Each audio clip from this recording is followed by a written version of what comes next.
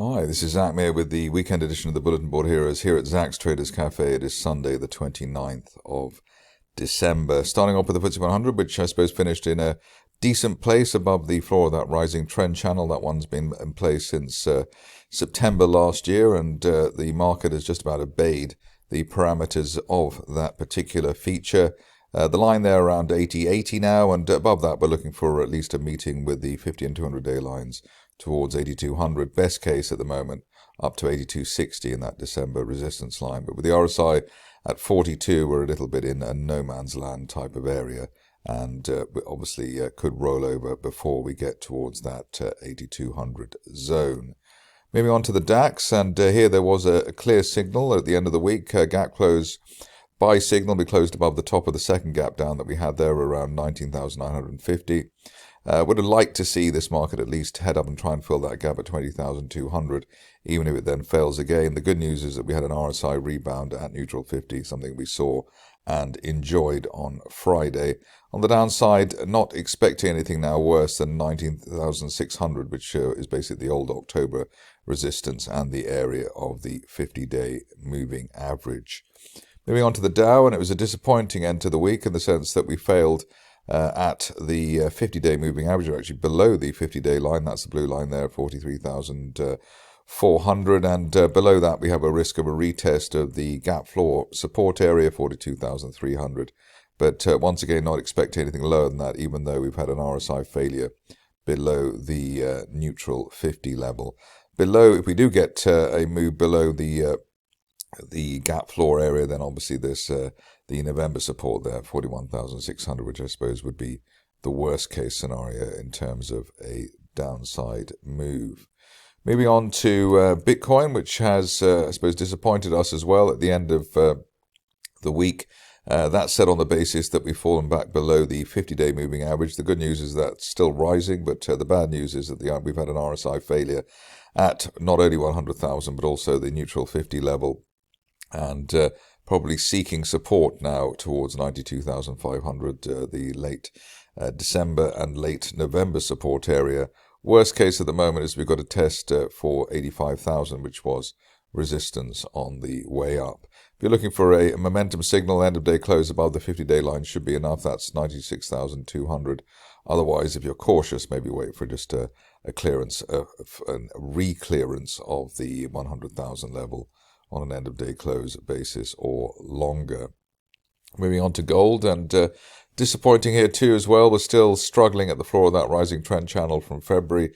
That's around 2630. We haven't actually broken down below that in a meaningful way, but we've got the risk of a test of 2600, the December support, if that fails. The easiest way to go forward here is either to wait for an end-of-day close above recent resistance in the top of the last gap, 2660, or an end-of-day close above the 50-day line, currently falling at 2682. The problem here is that we've had two RSI failures at neutral 50, which does suggest this market wants to roll over at least to 2600, if not a bit lower. Moving on to the stocks, and happy to see that Atlantic Lithium has managed to revitalize itself. We were looking for a break, a decent break after the unfilled, the gap to the upside, the filled gap to the upside, gap fill rebound that we had a couple of weeks ago at around 12.5 pence. And above that, we were looking for a test of the old support area, March support area, at 18 pence, which was hit on the nose on Friday. End of day close above 18 pence, and we're looking for 22 pence, which is the top of that August triangle. And that resistance line there, hopefully we can hit that well before the end of next month.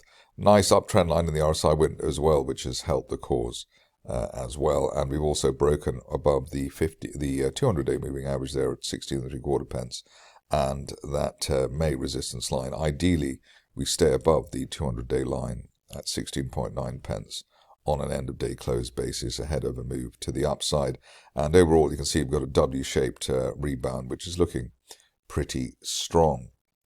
On to CapEx, which has had a couple of attempts at breaking the 50-day moving average on a sustained basis. Looks as though it'll be third time lucky. Friday's price action, obviously a very quiet day, was opening at the low, closing at the high. which is not really something you would expect by accident on such a dull day. Initial target here, 0.19 pence, while we're above that 50-day line at 0.14. The stop loss here, the floor of that rising trend channel base, currently at 13 pence. Moving along to a stock which has been, we had plenty of attempts at being battered by the bears, but it looks as though this one could be the turnaround point. We've had a gap close buy signal, which we actually had last Monday, and managed to close just shy of the 50-day line. Looks as though we're in a broadening triangle there from September. Top of the triangle there at 11.25 pence, and looking for that over the next couple of weeks. Helped along, by the way, the RSI has pushed through neutral 50 as well. But that gap close buy signal, basically a bear trap rebound from below the November support there at 7.6 pence. Looks as though it will turn the shares around after months of being hit by the bearish ideas surrounding that situation. Moving on to Gene Drive, which is also trying to rehabilitate itself. Here we've got a potentially rising trend channel base. We've also had a RSI rebound off neutral 50 and a bounce off the 50-day line there at 2.25 pence. So looking for around 3.25 pence by the end of next month, while we're above that 50-day line at 2.25 pence. On to Polarean, which is also a rising, well, potentially a rising trend channel situation. And here we've got the shares bouncing off the floor of the channel there on basically 1.25 pence. Above that, we're looking for 1.7 pence. And once again, we had a very strong, well, we actually had 2 strong days on both Thursday and Friday, opening at the low, closing at the high. That normally doesn't happen by accident, especially in quiet conditions. And looking for 1.75 pence, hopefully by the end of next month.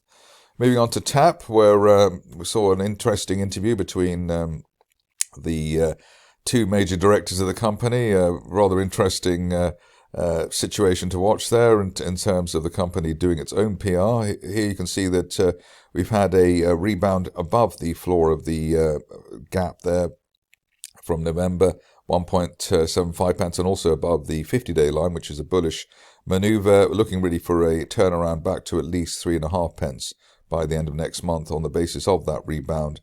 Best case scenario is a move to 4 pence by the end of next month, while we're above the floor of the gap there in the 50-day line at 1.75 pence. We've already had our golden cross buy signal back in November at above 3 pence, so a bit of catching up to do there on TAP.